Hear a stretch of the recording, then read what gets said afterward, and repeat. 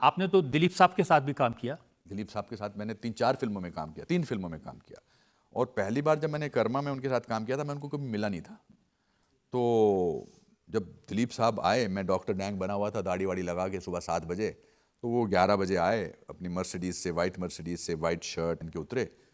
तो मैं उनको देखता रहा और मैंने सोचा, वाह, यही तो इंसान है, इसकी वजह से मैं एक्टर बना हूँ। मधुमती, राम और श्याम, गोपी, देवदास, ये सब फिल्में देखी हैं मैंने गोपी फिल्म की टिकटें ब्लैक में खरीदने के लिए अपना नाक ऑलमोस्ट तोड़वा लिया था। तो मैं उनको देखता जा रहा था और मैं, उनके हाथ ऐसे हैं, उनका ऐसा चेहरा है। तो सुभाष घई मुझे कॉर्नर में लेकर बोले, तू जिस प्यार से इनको देख रहा है, तू मुझे मरवाएगा, तो मेरी फिल्म का विलन है, इनको ऐसे प्यार से मत देख। मैंने कहा, जी, अनुपम खेर दिलीप साहब से प्यार करता है, डॉक्टर डैंग राणा विश्व प्रताप से प्यार नहीं करता है। बट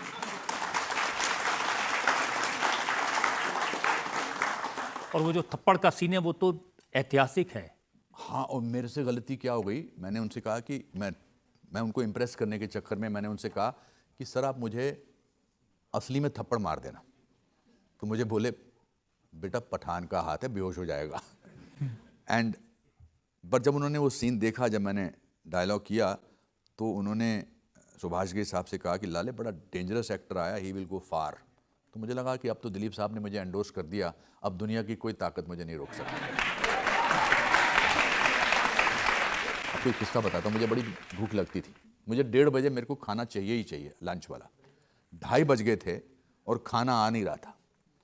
और आई थिंक दिलीप साहब को पता लग गया कि मुझे भूख लगी है, तो वो मुझे चिढ़ाने के लिए उन्होंने कहा कि आपको पता है अनुपम जी, हमारे फादर जो थे वो फल बेचते थे।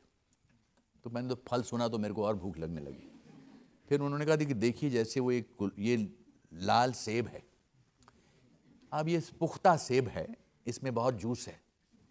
तो मैं ऐसे कर रहा हूँ, ठीक है, अब मैंने इसको, ये हाथ में कुछ नहीं है और मुझे पूरा सेब दिखाई दे रहा है, और मैंने इसको लिया और मैंने उसको चखा, और जूस जो है वो अंदर जा रहा है। डिमिनिशिंग मार्जिनल यूटिलिटी में ऐसा होता है कि जब दूसरा आप चखते हैं, दूसरा लेते हैं, तो उसका उतना मज़ा नहीं आता है।